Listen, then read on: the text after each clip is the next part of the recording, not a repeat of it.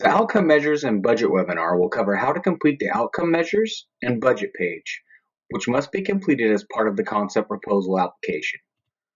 The Outcome Measures were developed by the U.S. Department of Agriculture, Agricultural Marketing Services, and the Office of Management and Budget to standardize performance indicators that apply to the SCBGP.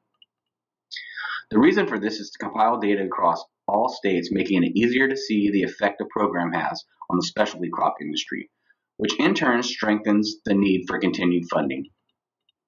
Please note that because these performance indicators were developed to provide a standardized measure of the program results, outcome measures and associated indicators and sub-indicators cannot be altered, amended, or replaced. When completing the outcome measures form, you should only enter the information requested and provide responses in the format described. Changes, even to make a clarification, should never be made to the outcome measures text. Outcome measures are how the success of projects will be assessed and, therefore, are the primary goal of the SCBGP. When selecting an outcome measure or measures, keep in mind that these are indicators of what the project will achieve within the grant duration. The result of all outcome measures is the enhanced competitiveness of specialty crops. Each outcome measure has indicators and, in some cases, sub-indicators associated with it. These indicators will be the evidence that shows that your project has increased the competitiveness of the specialty crop industry. The outcome measures outline specific performance data that will need to be collected and reported during the project duration. Reporting on your selected outcome measures is one of the ways you will demonstrate the success of your project. There are a total of 7 outcome measures, which have all been listed here. I will pause for a moment to let everyone review.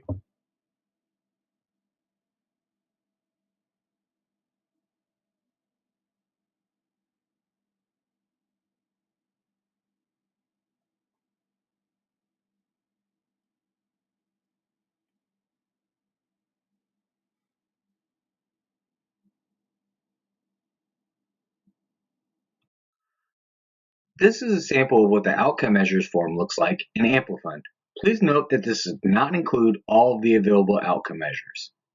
To help in selecting an appropriate outcome measure for your project, CDFA provides an outcome measure supplement that lists the outcome measures, indicators, and sub-indicators, along with some additional explanations. As mentioned, each outcome measure has one or more indicators, and in some cases, sub-indicators associated with it. When preparing a concept proposal, at least one outcome measure and an associated indicator and/or sub-indicator, if applicable, must be selected. A copy of the supplement is available in the Handouts tab on GoToWebinar. However, a link to the supplement can also be found in the Request for Concept Proposals, or RFCP. To learn more about each outcome measure, you will need to review the Outcome Measure Supplement and the RFCP. Help in selecting It is important to mention that all marketing and promotion projects, as well as proposals submitted to the Grown in California funding category, must identify one or more sub-indicators, A, B, or C, from Outcome 1, Indicator 1.5, increasing consumption and consumer purchasing of specialty crops. In addition, all marketing and promotion projects that focus efforts to sell, advertise, promote, market and generate publicity, attract new customers, raise customer awareness for specialty crops, or a specialty crop venue, must also select Outcome Measure 1, Indicator 1.5, regardless of the funding category that the proposal is submitted under. In addition, for Outcome Measure 1, Indicator 1.5, the specific sub-indicator selected must be expressed as either a dollar value, percentage change, or combination of volume and average price as a result of the marketing and/or promotion activities. Only one sub-indicator must be selected.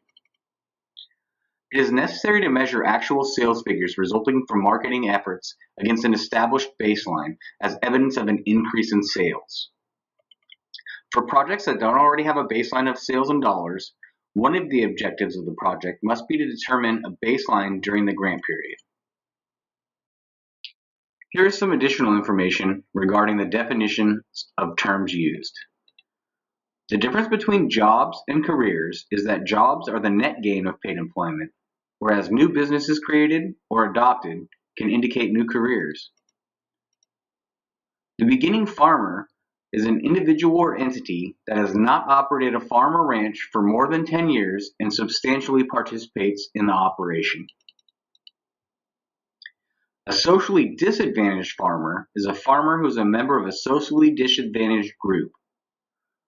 A socially disadvantaged group is a group whose members have been subject to discrimination on the basis of race, color, national origin, age, disability, and where applicable, sex, marital status, familial status, parental status, religion, sexual orientation, genetic information, political beliefs, reprisal, or because all or part of an individual's income is derived from any public assistance program.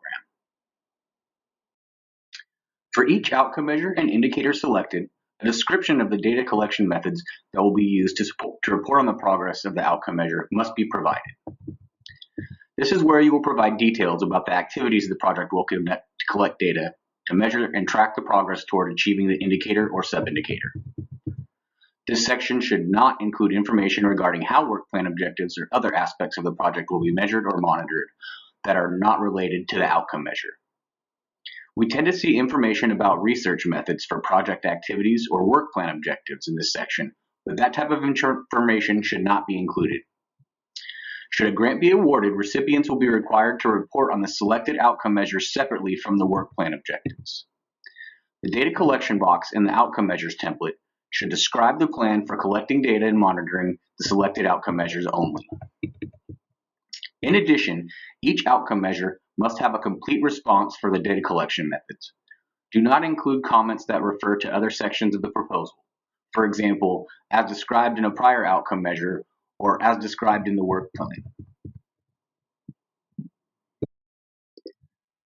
Here is an example of a completed outcome measure. The outcome measure 1, indicator 1.5, sub-indicators A and B have been selected. Also note that whole numbers have been entered and a description was provided for data collection methods. In the section that states enter number, please only provide a whole number that can be entered. Please double check to ensure you have entered the required values and description of data collection methods for all of the selected outcome measures before moving on. Please ensure that the content provided in the description box is appropriate, necessary, and responsive to the intended purpose of the project. This concludes the presentation on the outcome measure form. We will pause briefly to take any additional questions that have come through prior to beginning the next presentation on the budget section.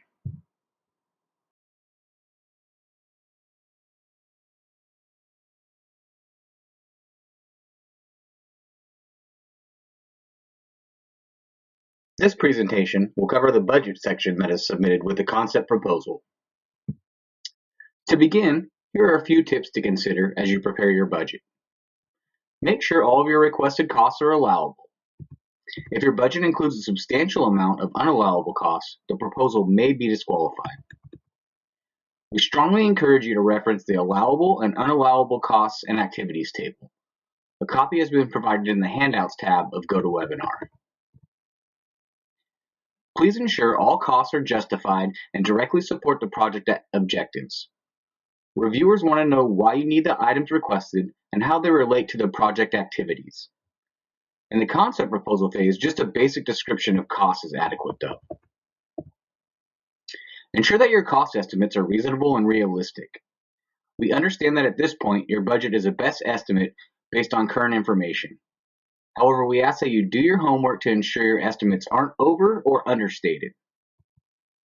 If your project advances to the grant proposal phase, your budget shouldn't change by more than 10%. It's important to ensure your concept proposal budget is a realistic estimate. Lastly, please double check your budget totals to make sure you have the correct total. Attention to detail shows that you took care in preparing your proposal.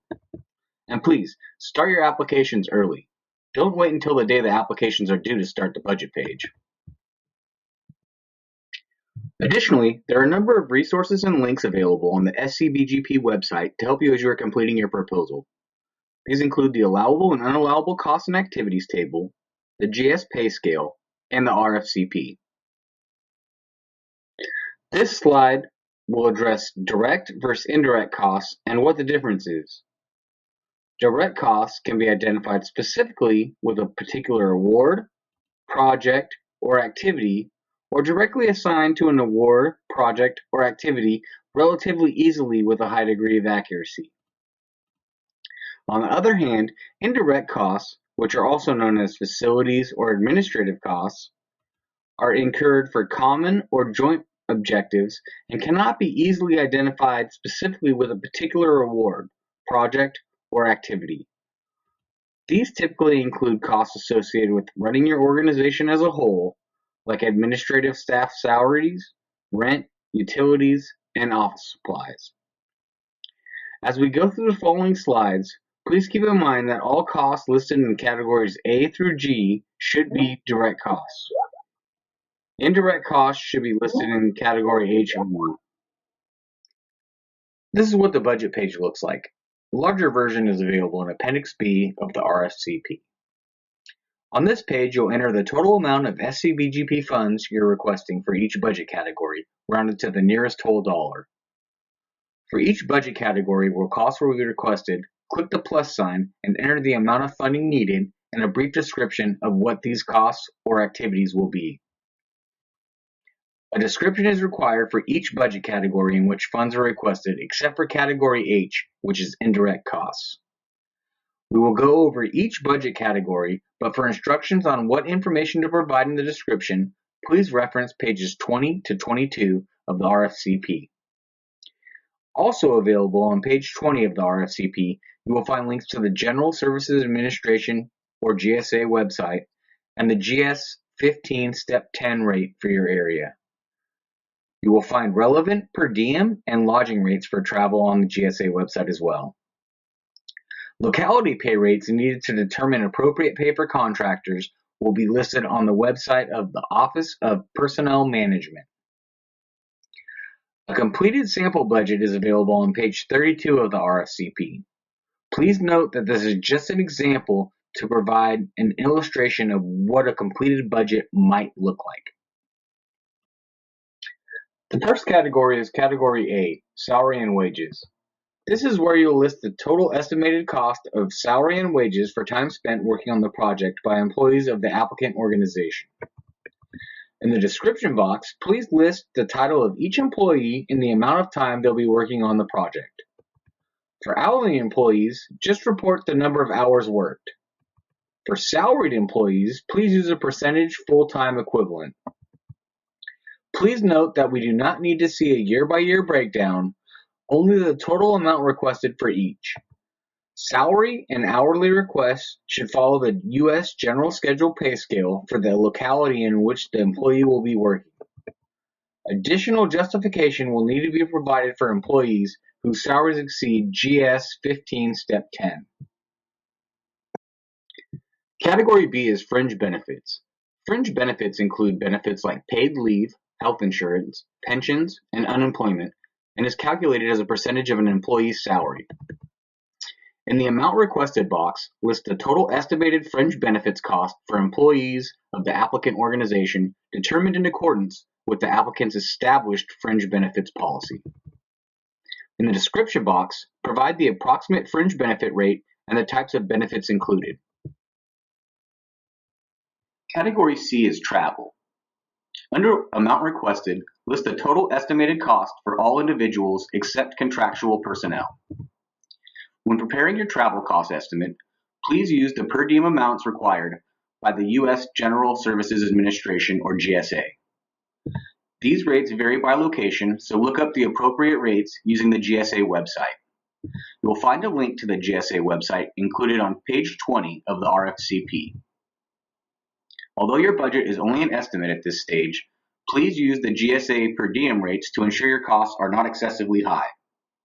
Note that per diem rates for the first and last days of travel are not the same as full travel days. Also keep in mind that state-funded and state-sponsored travel to states with discriminatory laws is prohibited. You can find a link to the current list of states subject to California's prohibition in the RFCP on page 24. In the description box, describe the travel that will be needed to accomplish the project objectives. Category D is scientific research equipment. This is where you'll list the cost to purchase any scientific research equipment needed for your project. To be considered scientific research equipment, an item must cost $5,000 per unit or more and be used only for research, scientific, or other technical activities. This includes items like specialized microscopes, spectrometers, and other lab equipment. In the description box, list the name of the item to be purchased. It is important to clarify that purchasing general purpose equipment is not allowable under the SCBGP. That means you cannot purchase any non-scientific items that cost more than $5,000 with SCBGP funds. That includes things like vehicles, refrigerators, and tractors. However, costs to rent general purpose equipment may be allowable and would be included in Category G, Other. Category E is supplies. Enter the total estimated cost for supplies in the amount requested box.